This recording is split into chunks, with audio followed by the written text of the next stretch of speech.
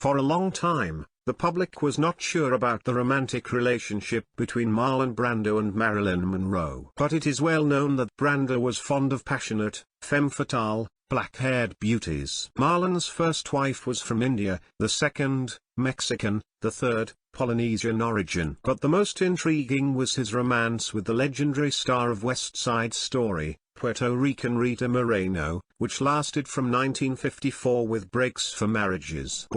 And short-term infatuations of the star actor no one counted. Marilyn Monroe was also an icon of Hollywood, like Brando, and in her personal life could compete with him. The actress had as many husbands as Marlon's wives, and love affairs, like him, a lot. Only Brando had children, and Marilyn remained childless, suffering deeply from this. Yet these two extremely attractive people also had their own secret until now history. In his autobiography Songs My Mother Taught Me, published in 1994, Brando told about the affair with Monroe and that she called him shortly before her death in 1962. So, they accidentally bumped into each other, both figuratively and literally, at a New York party in 1955. At the party, Monroe sat at the piano in the corner and quietly played something, while the others noisily drinking and partying. She herself, seeing Brando, walked up to him and touched his shoulder. "Hi." He turned round awkwardly and accidentally elbowed her in the face. They began to communicate, and one night at 1 o'clock Marlon,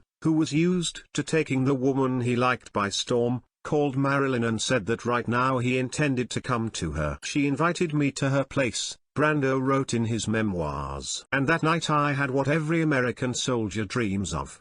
There was certainly chemistry between them. They enjoyed secretly spending time with each other, but the romance did not last long. Monroe had an intense personal life at the time. However, when wasn't she? She continued to date Arthur Miller, who was in no hurry to leave his family with 2 children. When Brando came into her life, Marilyn had to discuss with her confidants, the Green family, her personal relationship with one and another lover. Speaking of Brando, Marilyn referred to him as sweet and gentle, adding the conventional name Carlo. In 1956, a high-profile trial began against Miller, instantly making him nationally known. The radio reported, "The Commission on Un-American Activities summons Arthur Miller and will examine his inner circle," which coincidentally is also the inner circle of Marilyn Monroe. These are people who have been communist sympathizers in the past. The thing is that in the early 50s Arthur wrote a play, The Harsh Trial, in which the tragic story of the Salem witches paralleled with McCarthyism. Since the end of 1953, he became a no-go, he was not given a passport,